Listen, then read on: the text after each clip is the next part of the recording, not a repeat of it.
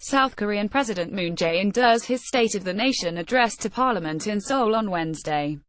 Kim Min-hae European press photo agency President Moon Jae-in told lawmakers Wednesday that South Korea would not seek to have nuclear weapons and said that Seoul would never accept its neighbor North Korea as a nuclear-armed state.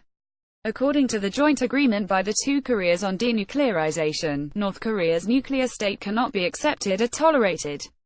We will not develop or possess nuclear weapons either, the president said in his second State of the Nation address at the National Assembly, South Korea's parliament. Recent tests by North Korea have led to a renewed debate about nuclear weapons in South Korea. Although the country once sought its own nuclear weapons in the 1970s during the presidency of Park Chung-gi, leaders were persuaded by the United States to abandon such ambitions. The United States stationed nuclear-armed weapons in South Korea during the Cold War until 1991, when President George H.W. Bush withdrew all tactical nuclear weapons deployed abroad, though the country remains protected from North Korean nuclear weapons under the U.S. nuclear umbrella. After North Korea conducted its sixth nuclear test on September 3, a number of politicians suggested that the South should reconsider its own nuclear weapons program. In the weeks after that test, a group of lawmakers from South Korea's opposition party, the Liberty Korea Party, came to Washington to ask for the redeployment of U.S. nuclear weapons to the country. The debate has also taken place within Moon's own ruling party, the Democratic Party. The redeployment of tactical nuclear weapons is an alternative worth a full review, Defense Minister Song Young-moo said in early September, before North Korea's latest nuclear test.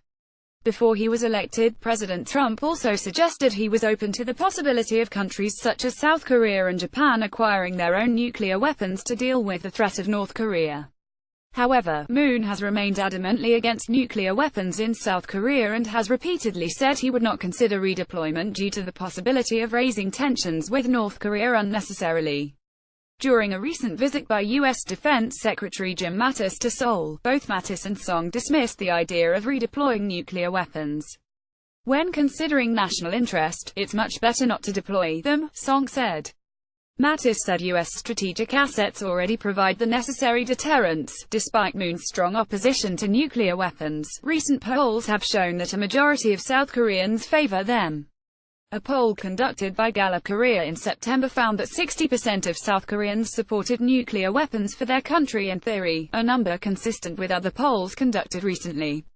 Speaking to the National Assembly on Wednesday, Moon said other options were preferable to military action with North Korea. Sanctions and pressure are means to bring North Korea to the negotiating table and to make the right choice, Moon said.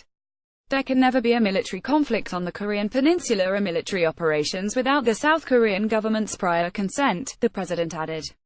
Yoo Young-seo contributed to this report.